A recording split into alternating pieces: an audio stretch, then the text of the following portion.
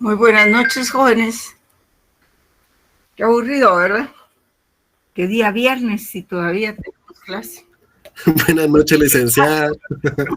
Buenas noches, Ligda, un gusto saludarle. Ustedes que querían ánimo, ¿verdad? Queríamos periodo libre, Ligda, buenas noches. Periodo libre, ¿verdad? ¿Y cuándo es esa clase entonces? Otra semana, Ligda. Sí, la verdad que hay tiempo, pero lo que pasa es de que llevo una programación, ¿verdad? Llevo una programación y entonces necesito, es una clase corta hoy, jóvenes. Ligda, no dé la clase y no entra en el examen, ahí estamos arreglados. Si no va a entrar en el examen, pero tengo que dar la clase. Vamos a rapidito ahí con una presentacioncita, jóvenes. Va a ser un gusto, Ligda. Gracias igualmente. Ligda, buenas noches. Dele, compañera, yo me espero. Gracias. Una consulta, Ligda. Entonces, ¿qué unidades es lo que va a entrar para este segundo parcial? Pues lo que hemos visto, pero bueno, tal vez es que, miren, jóvenes, es un problema porque la verdad que el curso tiene tantas cosas que exponer, ¿verdad? Y me quedo corta porque yo trato de hacer la clase lo más sintetizada posible, pero hay tanto tema, ¿verdad? Que es difícil realmente en un examen de 40 puntos evaluar el curso. La verdad es que con ese examen que les voy a hacer de 20 preguntas, con 3 respuestas cada una, pues realmente no se evalúa, pero ni el 10%, ¿verdad? Hay tanto que preguntar, pero no es posible, porque tenemos un tiempo limitado para hacer el examen. Hay otras secciones también, y no dan los recursos para tanto, ¿verdad? Sobre todo ahora que todavía no tenemos cañoneras, ¿verdad?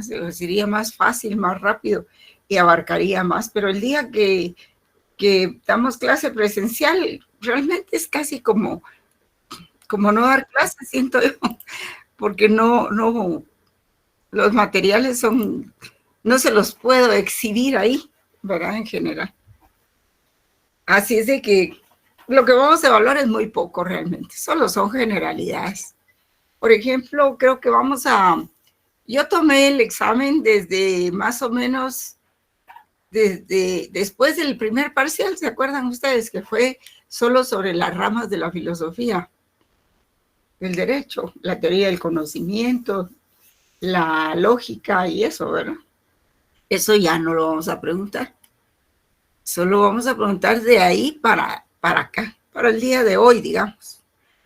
Tengo que darles la teoría de los derechos humanos, la fundamentación, porque esta cuarta unidad tiene mucho contenido. Ya vimos la estimativa jurídica, que la vimos el miércoles, ¿verdad? Que es una clase un poquito nutrida. Ahora estamos viendo lo del Estado de Derecho. Tenemos que ver la fundamentación jurídica de los derechos humanos. Pero digamos que ya los derechos humanos no van a entrar en el curso, en el examen. Sin embargo, es importante. Y vamos a ver cómo la podemos trabajar ahí a base del pizarrón y hablando, ¿verdad? Porque ya el 15 ya empieza el examen.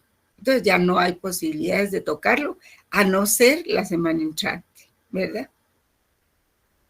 Así es de que tengo aquí este libro que me encontré, jóvenes, que es una verdadera joya. Miren, se los voy a mostrar. No sé si ahí en la pantalla lo pueden ver. Miren, es un libro pequeño, en media carta, o medio oficio, algo así. Pero se llama La función garante del Estado constitucional y convencional de derecho. La función garante del Estado constitucional y convencional de derecho, del doctor Omar Giovanni Roldán Orozco. Él es un licenciado en Derecho en la Facultad de la UNAM, en la Facultad de Derecho de la UNAM, en la que cursa la maestría de Derecho y una certificación en Administración y Procuración de Justicia. Y entonces es investigador visitante de la Universidad Pompeu Fabra de Barcelona, España. Entonces hizo este documento que es sumamente valioso, vale oro este. Entonces, nada menos ver el índice. Y voy a leerles solo una partecita pequeña, un par de páginas,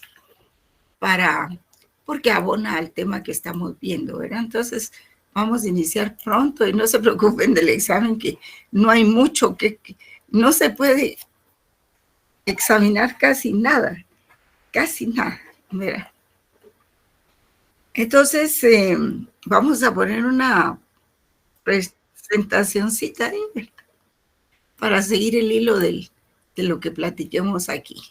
Solo me indica, por favor, si ya se mira la presentación. Vamos a hablar sobre el Estado de Derecho, que es muy importante, jóvenes. El Estado de Derecho no podemos dejar de mencionarlo en un curso de filosofía del derecho. Entonces, digamos que la explicación sobre esto, pues, es muy necesaria para que ustedes puedan diferenciar el Estado de Derecho de otras corrientes, ¿verdad? Eso es lo que están ingresando los compañeros todavía. Vamos a dar un poquito de tiempo.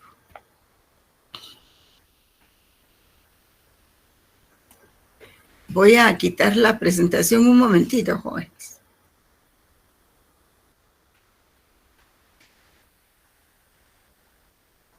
Vamos a ver si se puede.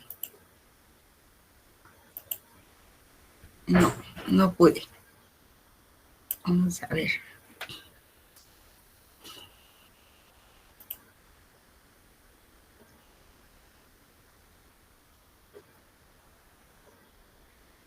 Solo quería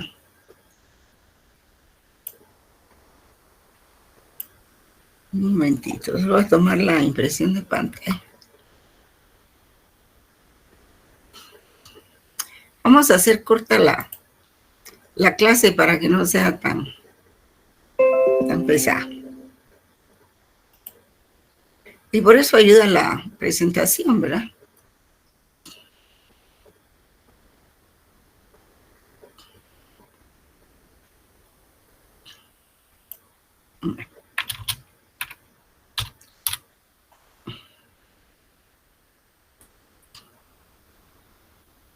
¿Vieron ustedes hoy ese caso de los ocupas que le llaman en Estados Unidos?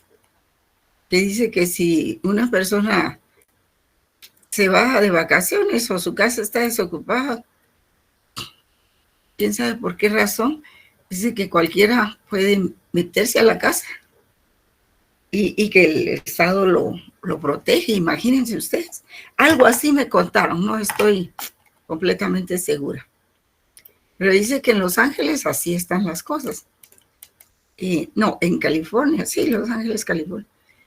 Y que todos están contentos con esa nueva disposición del gobernador de que le reivindica los derechos a los propietarios, ¿verdad? Porque en Guatemala, por ejemplo, si alguien se mete a su casa desocupada, pues funciona las medidas, ¿verdad? Judiciales. Miran la presentación, jóvenes. ¿O no? Sí, licenciada, ¿qué ve? Derecho, ¿verdad? Sí, Entonces, este es ese caso que a mí me pareció pues muy especial. Dice que en España todavía no han reivindicado los derechos de los ciudadanos en ese sentido. Pero en Guatemala eso Sí, no se Ligda. puede. Sí, Manuel, usted sabe de ese caso. Eso es una cosa, ¿verdad? Y la otra cosa es bueno, de ese otro caso voy a hablar más adelante. Entonces, vieran que este libro habla de la justicia convencional, ¿verdad? Es decir, que ahora en las resoluciones, desde hace más o menos, desde hace muchos años, más o menos desde la Segunda Guerra Mundial, El caso es de que las autoridades, los jueces, la administración pública, los legisladores incluso, tienen responsabilidad si en sus resoluciones, sus leyes o su quehacer, ¿verdad?, no incluyen el respeto al derecho, a los derechos humanos. Tienen que velar antes, por ejemplo, el legislativo tiene responsabilidad si en las leyes que emita no incluye el respeto de los derechos humanos. Los jueces también, si en sus fallos no se basan los convenios internacionales que protegen derechos humanos, independientemente de la materia que sea, ya sea laboral, familia o lo que sea, tienen responsabilidad. O sea que ahora ya nadie se escapa y se llama control de convencionalidad. Es una disciplina que sirve para afianzar la aplicación de los convenios internacionales en las resoluciones, ya sean estas administrativas o judiciales, ¿verdad? Es algo pues que se está dando desde hace un buen tiempo.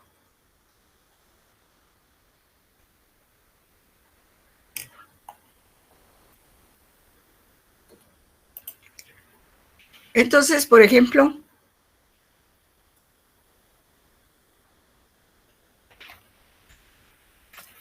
arrancamos más o menos la presentación por el Estado de Derecho de Platón.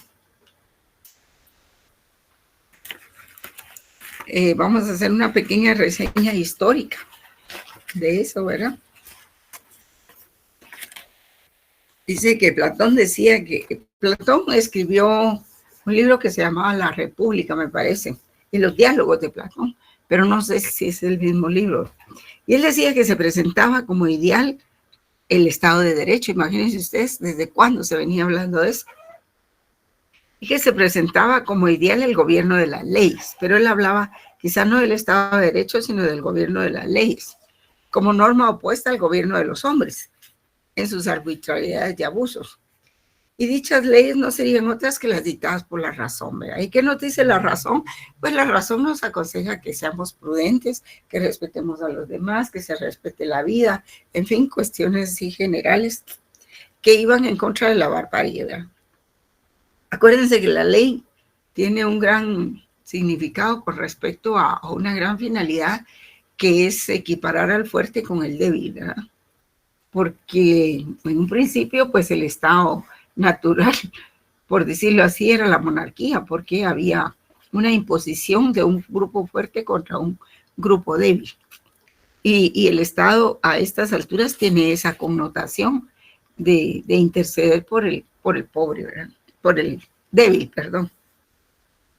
Que no necesariamente tiene que ser pobre, puede ser una persona con mucho dinero porque es débil para defenderse.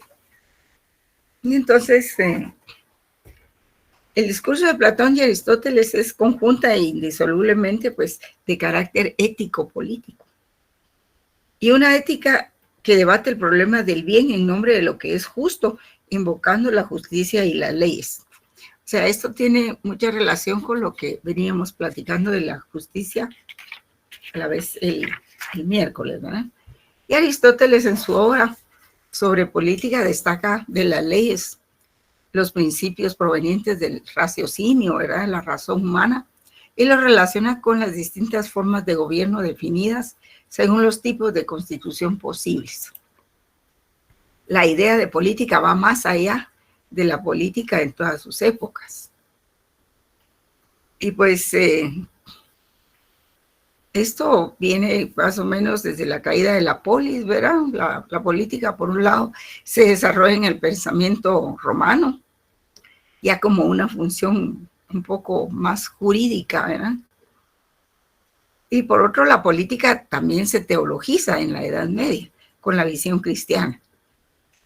Y luego contra el papado y contra el imperio. Y por último, en función de la ruptura que se da del catolicismo y del protestantismo. O sea, en 1520 ya hablamos de eso, ¿verdad? Surge el protestantismo, que protesta en contra, un movimiento protestante encabezado por Martín Lutero, Juan Calvino y otros, que se opone al catolicismo, ¿verdad? Al papado y a todas sus enseñanzas. En principio lo hace en defensa del rey, ¿verdad? Que la Iglesia Católica no le permite divorciarse de María, su primera esposa, ¿verdad? De España. Y hasta dicen que es su prima o algo así. Estaba oyendo yo en algún video. Y entonces, la forma era que surgiera el movimiento protestante para obtener la separación, pero no solo eso, porque con eso conseguían liberarse de la iglesia y del control de la iglesia, de los tribunales de la Santa Inquisición y todo eso, ¿verdad?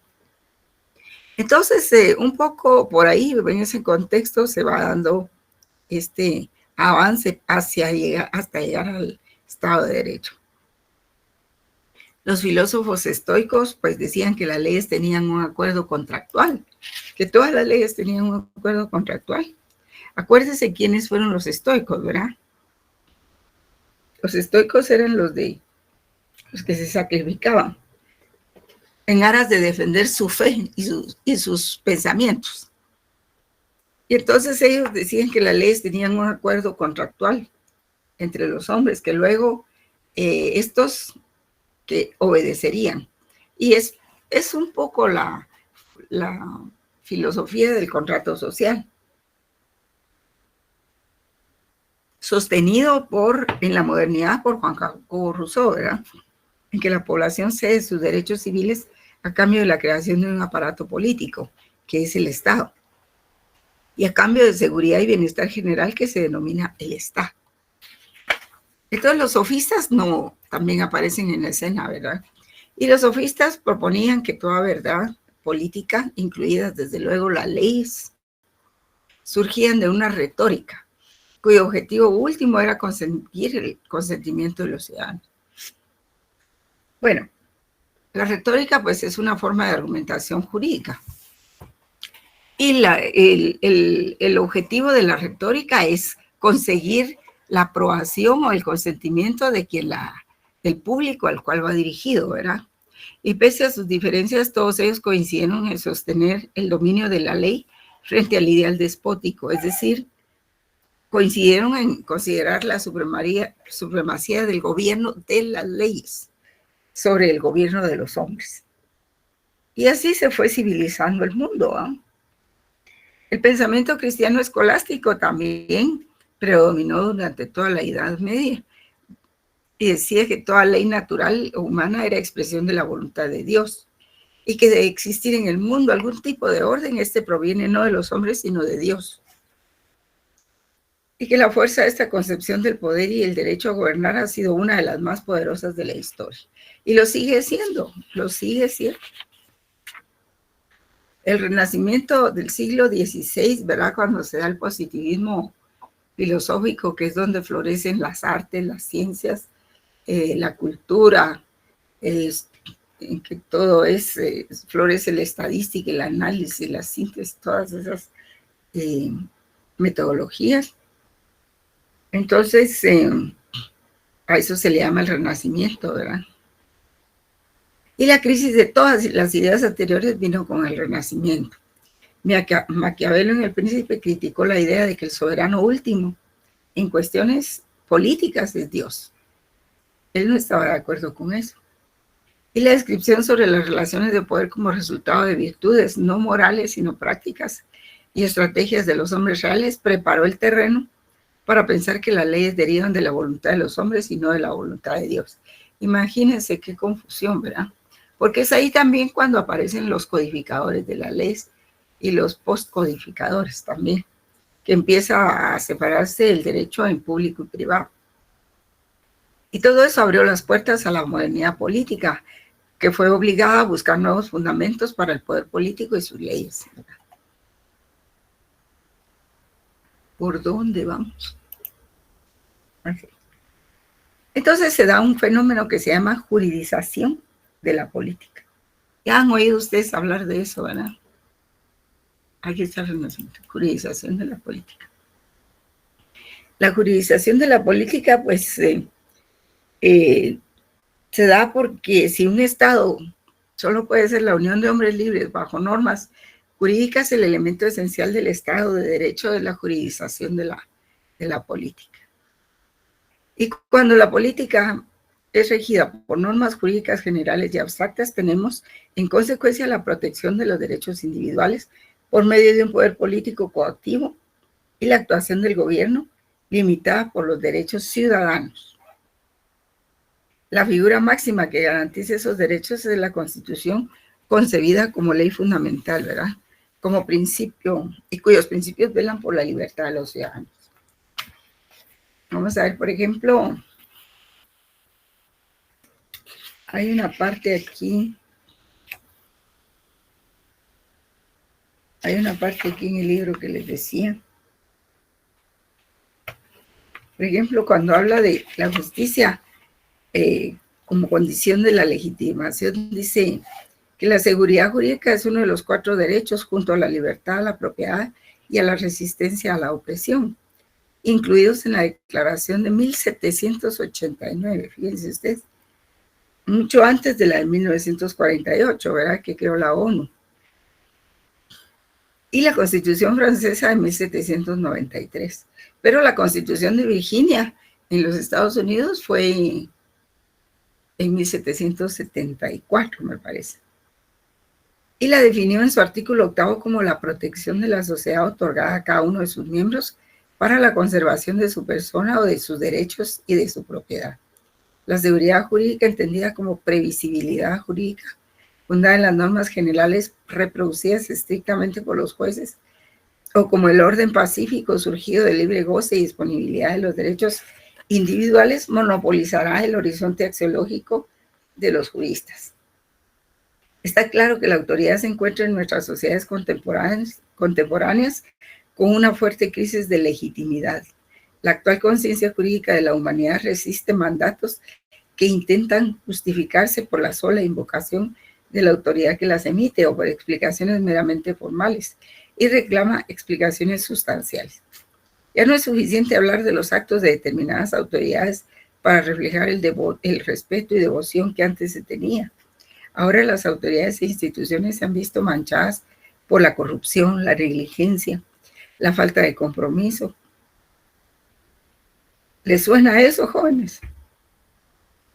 La falta de compromiso, por lo que los individuos han optado por reclamar al Estado el cumplimiento de la actividad que cada autoridad debe desempeñar. Pareciera acentuarse que la sociedad confía más en la justicia que en la seguridad jurídica como fuente de la paz. De lo que se trata es que una seguridad jurídica que supere el umbral de la justicia extrema deja de ser un valor y de sostenerse como algo existente jurídicamente. Por ejemplo, el derecho nazi proveía seguridad jurídica. Antes, alguien tiene el micrófono abierto, les aviso. Por ejemplo, el derecho nazi proveía seguridad jurídica. ¿Se acuerdan de la guerra con Alemania y todo eso? Pero su injusticia lo invalidaba legalmente. O sea, sí tenía legalidad, era legal, pero era injusto, ¿verdad? Marcadamente. Y la justicia, que puede identificarse con el bien común o con los derechos humanos, ocupa la centralidad axiológica del derecho, y no para concluir que solo lo justo es derecho, sino para rechazar lo injusto extremo. El afianzamiento de la justicia es una máxima que está dirigida a todos los poderes del Estado. Sin embargo, el último control para el cumplimiento de ello responde al Poder Judicial. La invocación y promoción de la justicia excede el campo de lo jurídico, pero necesariamente la abarca, por lo que a los juristas también alcanza aquel reclamo. La justicia es un concepto analógico que se puede referenciar o se refiere, ¿verdad?, a distintas realidades y con distintos tipos de exigencias. Así, a la justicia se alude en la jurisprudencia cuando se sostiene una solución por razón de equidad o justicia del caso. Definitivamente, el derecho está comprometido inexorablemente con la justicia del caso o la justicia del bien común. y una seguridad jurídica construida sobre violaciones graves a la justicia resulta desde el derecho injustificable racionalmente. Ustedes tienen noticia de ese fallo de unos jueces de la sala primera, dicen. Jueces de la sala primera, que casi que quitó, que retiró a los 4 magistrados del Tribunal Supremo Electoral. Jóvenes, ¿han oído ese caso?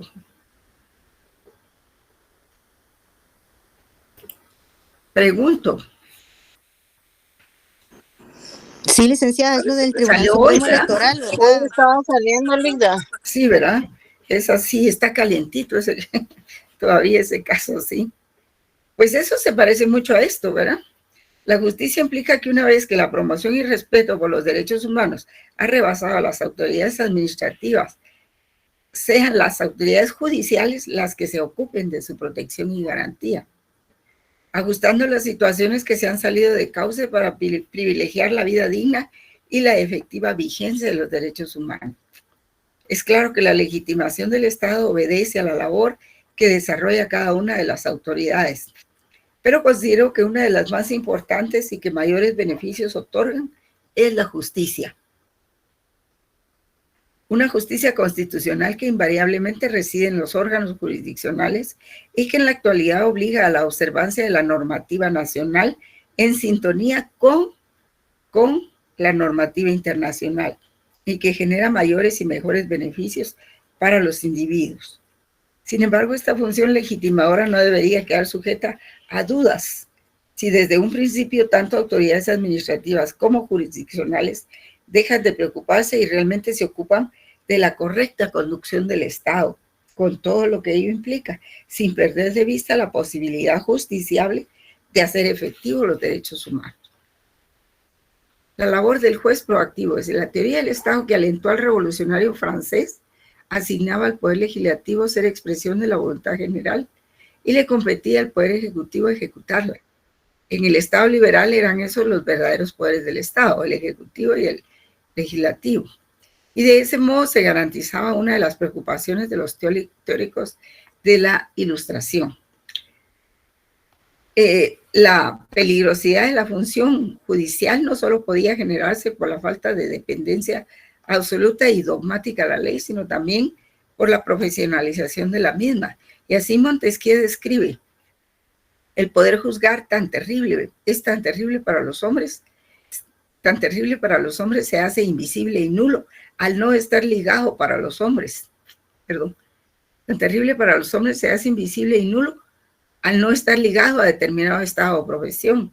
Incluso Rousseau consideraba que el ejercicio de la función judicial debía considerarse como un estado de prueba de méritos y probidad para luego ser ascendido a cargos más relevantes.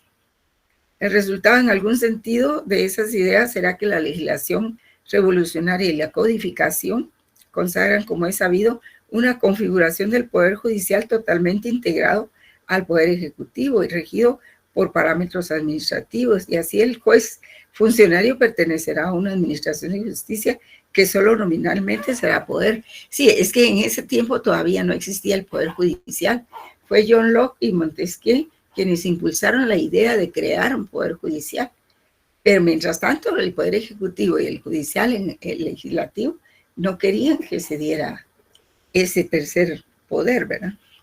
Y en el ámbito estrictamente jurídico se alude a un desbordamiento producido en las fuentes de derechos que ha alterado la materia con la que opera el juez y que debe decir en cada caso, potenciando sus márgenes de discrecionalidad y controlando a los otros poderes públicos y privados. Y ello representa la posibilidad de que el juez, en auténtico ejercicio de su labor garante, tenga bien la interpretación de textos de fuente internacional que se integre al sistema interamericano de derechos humanos, teniendo en cuenta que dicha ampliación configurativa del concepto de justicia lo obliga a un bagaje mucho más amplio de conocimiento, lo que puede repercutir sin duda en el desempeño de su función. Sin embargo, algo sí debe quedar claro, es que si la autoridad jurisdiccional no se encuentra debidamente capacitada o no es competente, esto se refiere a conocimiento y aptitudes, debe ser sujeto de una sanción o incluso a la separación del cargo, ya que pueden estar en juego derechos tan valiosos como la vida o la libertad. Entonces, la jurisprudencia pues se torna, solo 2 minutos. La jurisprudencia entonces se torna relevante para conocer el derecho, el viejo modelo de caso judicial, en donde las partes individuales confrontan frente a un estático tercero, imparcial, un asunto privado se ha destruido y se ha roto por todos lados, ya que ya los que acceden a los tribunales no solo van por sus asuntos privados. Pensemos en los intereses difusos también. Quienes defienden intereses difusos también van a tribunales. Y la materia litigiosa reviste una complejidad que desborda ampliamente el conocimiento jurídico. Pensemos, por ejemplo, en delitos financieros. El juez asume un compromiso dinámico con la justicia rápida y eficaz y se ve obligado a actuar más rápido y de mejor manera. Está llamado a ser el que en última instancia a nivel interno legitime válidamente a la autoridad estatal. Pues sí, porque al ganar un caso, al resolver positivamente a favor del Estado, por ejemplo, está legitimando a la autoridad estatal. Los cambios no solo han sido cualitativos, sino visiblemente cuantitativos, y así el derecho frente a la crisis y disolución de la ética social y política ha tenido que ir ocupando muchos de esos espacios, y de ese modo la juridización de la vida social termina en la judicialización de la misma. El orden de gobierno judicial tiene una carga más densa y compromisoria, ha adquirido un aspecto vinculatorio con la sociedad, y así se peticiona judicialmente por el amor paternal perdido para que se dirima. Por ejemplo, ¿verdad? Estos son ejemplos. Por ejemplo, el amor paternal perdido para que se dirima ante un conflicto político, para que se reconozca un culto religioso por la educación sexual, para que se lleve a cabo una intervención quirúrgica, para que se autorice una muerte de un enfermo terminal, para que se sancione una inconducta ética de un dirigente político, para que se deje sin efecto una declaratoria de emergencia económica. A su vez, esa judicialización genera fricciones con los otros poderes que ven retaseadas sus clásicas competencias y prerrogativas, y desde una mirada tradicional hasta puede comprenderse el malestar que produce cuando un juez investiga y condena a prominentes dirigentes por actos de corrupción política e invalida decisiones adoptadas por los otros poderes. Sin embargo, su responsabilidad es mayor, y si los demás poderes no se han ocupado de efectuar una labor verdaderamente garante, tiene que ser el Poder Judicial el que oficiosamente lo haga, culminando y obligando a que las demás autoridades lo hagan también. La muerte de aquel modelo oculto, aislado y juricista lo coloca inmediatamente en la etapa de los diarios, pero a su vez lo envuelve la crisis de legitimidad que caracteriza a la autoridad contemporánea. La reacción judicial ya no es individual, sino que asume colectivamente a través de asociaciones que posibilitan esa voz que resulte más fuerte y difícil de no escuchar por la sociedad y por los otros poderes. Hay una creciente conciencia en los jueces de que se ejerce un tercio del poder y que la sociedad la demanda por el poder que le ha conferido para que el gobierno y la sociedad se sometan al derecho. La prácticamente ausencia de responsabilidad judicial preocupa y se busca superar por diversas formas la responsabilidad civil, penal, administrativa, ética, política, económica, académica, social y corporativa. La idoneidad profesional que se le exigía al juez estaba limitada a lo científico jurídico y se acreditaba con el título de abogado.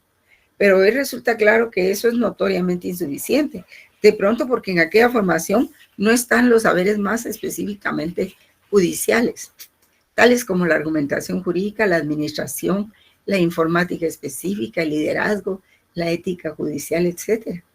Y porque además van surgiendo crecientes y dinámicas necesidades de conocimientos y habilidades que el juez necesita permanentemente cubrir a los fines de ejercer correctamente su función.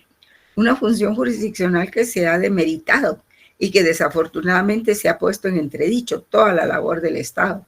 pues basta que las autoridades jurisdiccionales no actúen correctamente para que se señale al Estado como represor, autoritario, transgresor de derechos, no garante, mal gobierno, corrupto, etc. El modelo de juez que heredamos ya no sirve, y es por eso que la reflexión en torno a la función judicial resulta central para el estudio de los problemas básicos de la filosofía política y del derecho.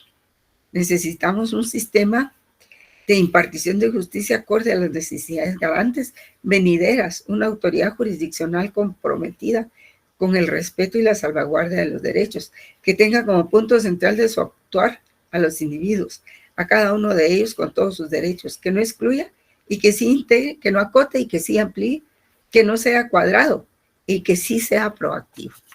Eso era lo que quería decirles de este texto, jóvenes. Es muy bueno y que se acopla muy bien con lo que estamos viendo de la juridización de la política, ¿verdad? Nuestra Filmina, ahí está.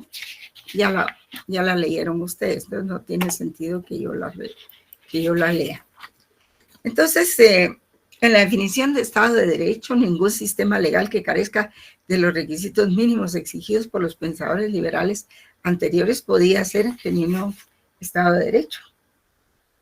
Kelsen no admite esa expresión, porque dice no cualquier Estado ni cualquier gobierno lo conforman al Estado de Derecho, porque Estado de Derecho es aquel Estado controlado por el derecho y aquel derecho legítimo democrático. Y estos son dos aspectos muy importantes. En resumen, el Estado de Derecho es aquel Estado en el que las autoridades e individuos se rigen por el derecho y este incorpora los derechos y las libertades fundamentales y es aplicado por instituciones imparciales, accesibles, que generan certidumbre o certeza. Entonces, ahora estamos ante ese caso, ¿verdad? Por ejemplo, en Guatemala, ¿qué es lo que está pasando? Que el organismo judicial no responde, no todo, ¿verdad? No todos, digamos, a las nuevas políticas del nuevo gobierno que se ha trazado como meta principal el combate a la corrupción. Entonces, ¿qué pasa? Que con cada denuncia que presenta se topa con un muro, y por ejemplo, miren ustedes el caso de la universidad, ¿verdad? Ha habido como 20 amparos y ninguno lo han resuelto ni le han dado trámite. Entonces, ¿qué hacemos en el caso de que el organismo judicial no funcione, ¿verdad? A eso es lo que lleva el Estado de Derecho y democracia. Entonces, el Estado de Derecho y democracia, pues, el concepto nos lleva a la reflexión integral de la política como de los valores y principios jurídicos, así como la estructura básica de la sociedad, el sistema de instituciones fundamentales que permiten calificar la democracia a una determinada sociedad. No se trata de la distancia entre el autoritarismo y la democracia, sino que una distancia es una distancia dentro del propio modelo de Estado de Derecho. Existen enormes diferencias entre los sistemas sociales de los distintos países democráticos, aunque destaquen más en instituciones de justicia distributiva y servicios sociales que con respecto a la legitimidad de la ley. Sí, a veces le van por la tangente, como dice aquí el programa, ¿verdad? Y en lugar de atender a lo que es justo realmente, entonces tratan de equilibrar a determinados grupos con medidas caritativas, ¿verdad? Entonces podemos decir que el Estado de Derecho no es equivalente a justicia social.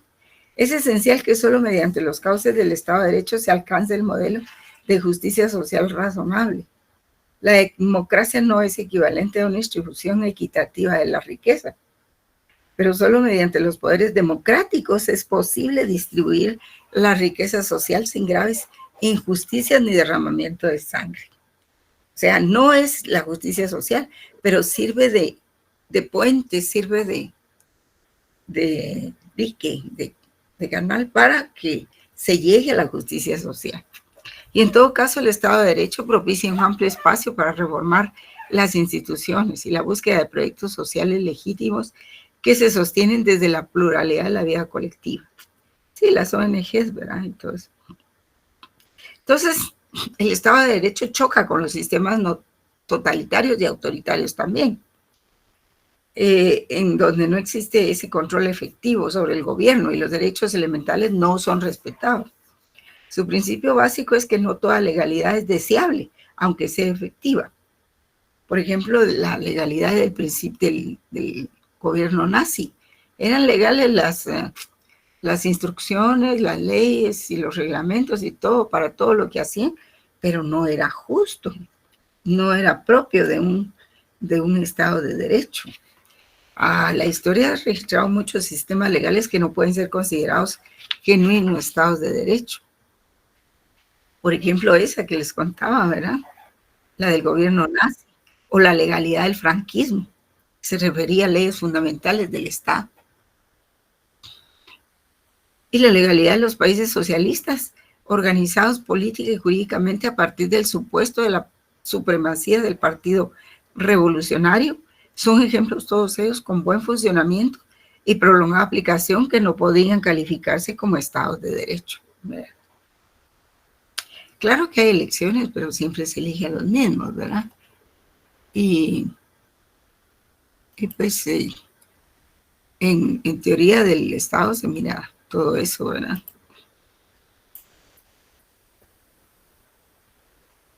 Por ejemplo, el nacionalsocialismo que se abrevia nazi, ¿verdad?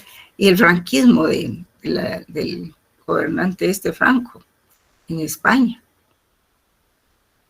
que se organizaron a partir de la supremacía del Partido Revolucionario, supuestamente. Esos son buenos ejemplos con un buen funcionamiento y prolongada aplicación, pero no son Estado de Derecho, no hay que confundir.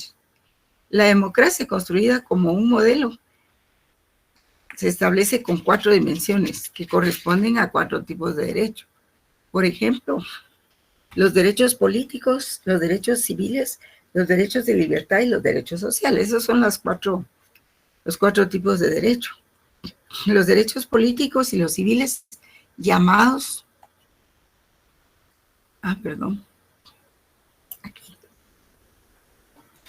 Aquí. Los derechos políticos y los civiles se llaman secundarios, formales o instrumentales, y fundamentan la legitimidad en la esfera de la política y de la economía, y por lo tanto la dimensión formal, política y civil de la democracia. Los otros 2 tipos de derechos, que son la libertad y los derechos sociales, ya son llamados primarios, sustanciales o finales, y marcan lo que está prohibido hacer a la autonomía política, económica de las personas, fundamentando la legitimidad de las decisiones y la dimensión sustancial de la democracia. Y la dimensión política es la base de las otras 3, y en ausencia de la dimensión política, pues no puede hablarse de democracia, ¿verdad? Por supuesto. Entonces, el paradigma de la democracia constitucional se impuso a partir de la Segunda Guerra Mundial, en que también se creó la ONU, para que no se repitiera un gobierno nazi, fascista o franquista, o fascista también, que ese era de Italia, ¿verdad? Pero el gobierno franquista era fascista también. Y la consecuencia de este modelo es que, pongan atención en eso, lo principal es que en este modelo los ciudadanos se convierten en titulares de los derechos fundamentales. Ya cada quien puede reclamar sus derechos fundamentales sin que nadie se burle. Por ello las personas quieren una ubicación sobreordenada al conjunto de poderes públicos y privados que están vinculados a los derechos fundamentales, donde reside la soberanía, en el único sentido en el cual es aún lícito hacer uso de esta vieja palabra, ¿verdad? La soberanía, como dice Ferraioli. Y coloca la democracia en una esfera normativa. En tanto modelo se concreta en su respeto y subordinación a la Constitución rápidamente establecida. La democracia sustancial resulta el complemento necesario de la democracia formal, porque la democracia es forma, pero también es sustancia. ¿Qué quiero decir con esto? Cuando uno habla de la democracia, algunos la dividen en 2, democracia formal y democracia real. La democracia formal es donde hay elecciones, relativamente se respetan los derechos fundamentales, etcétera, ¿verdad? Así como estamos en Guatemala, pero no todo. La democracia real ahí sí se respetan, pero drásticamente, los derechos fundamentales, ¿verdad? Y esa democracia real conlleva después a la democracia, esa democracia real es la que empuja a la democracia formal. No es lo mismo tener una constitución y todas las normas de derechos humanos y todo eso, si no las respetamos. Y eso es la democracia formal, es lo que está pasando en Guatemala. Y la democracia real, pues, se da cuando hay una democracia de forma, que es forma porque es formal, pero que también tiene sustancia, es decir, hay acciones, hay praxis, hay práctica social en que sí se practica la democracia. Y entonces los retos de una democracia para hacer valer el Estado de Derecho en consolidación es, por ejemplo, el principal reto político de una democracia es hacer valer el Estado de Derecho, que equivale a igualar, imagínense ustedes, los conceptos de legalidad y legitimidad. O sea, que cuando se piense que una norma es legal, que se piense también que es legítima, ¿verdad? Y eso, igualar esos conceptos cuesta mucho, sobre todo en los gobiernos autoritarios, porque esas serán normas legales que emite el poder que gobierna, pero no son normas legítimas para quien las tiene que obedecer. Entonces, lo es también clarificar el concepto de autoridad democrática y legítima, diferente del autoritarismo. Porque cuando estas gentes autoritarias hablan de democracia, les salen sapos y culebras de la boca, pues, prácticamente. Y fomentar la exigencia ciudadana para hacer cumplir al gobierno. Y por eso se creó la garantía del amparo, ¿verdad? Que también la han tergiversado mucho. Y el uso se ha degenerado un montón.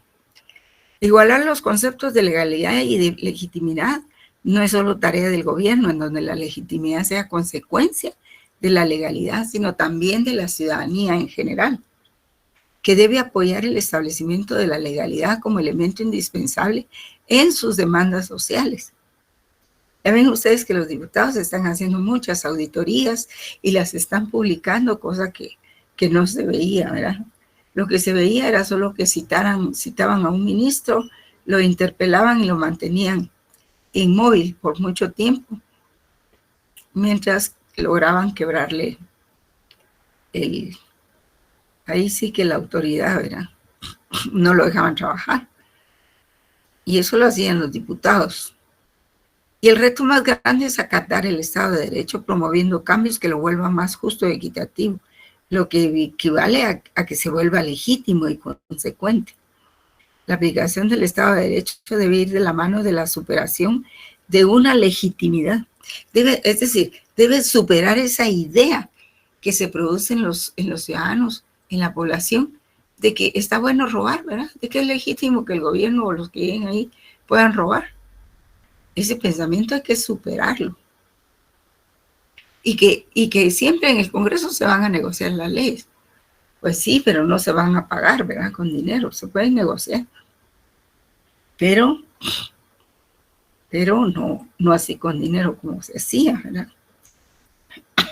Entonces, como para que esto se dé, es necesaria la intervención de la comunidad internacional. Y es el reto socioeconómico para cerrar la brecha de la desigualdad y la pobreza. ¿Y eso qué implica? La aplicación de políticas eficaces, no asistencialistas.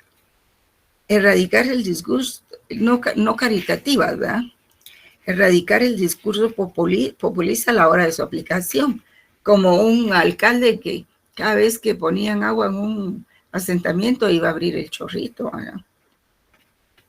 Fortalecer la procuración y administración de justicia, pero verdaderamente una justicia, porque por ejemplo eso de los magistrados que quieren, 3 jueces quieren quitar a 4 magistrados del Tribunal Supremo Electoral. Imagínense cómo están de cabeza las cosas. Y además ese proceso administrativo que se llevó a cabo en el legislativo para quitarle la inmunidad, pues eso fue espurio. Ustedes han oído hablar de eso, esa teoría del delito que habla de los frutos del árbol envenenado, ¿verdad? Si una investigación es espuria, pues los resultados van a salir así, porque a ellos no se les juzgó personalmente, uno por uno, sino a los 4 se les puso en el mismo saco. ¿Y por qué?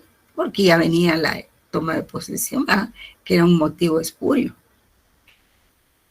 Y ahora, pues, las condenas son terribles, ¿verdad? Se imagina, poco faltó para que los mandaran a la guillotina, solo porque no hay guillotina ahora que pueda hacer, pues, pero si no los hubieran mandado a la guillotina, poco falta.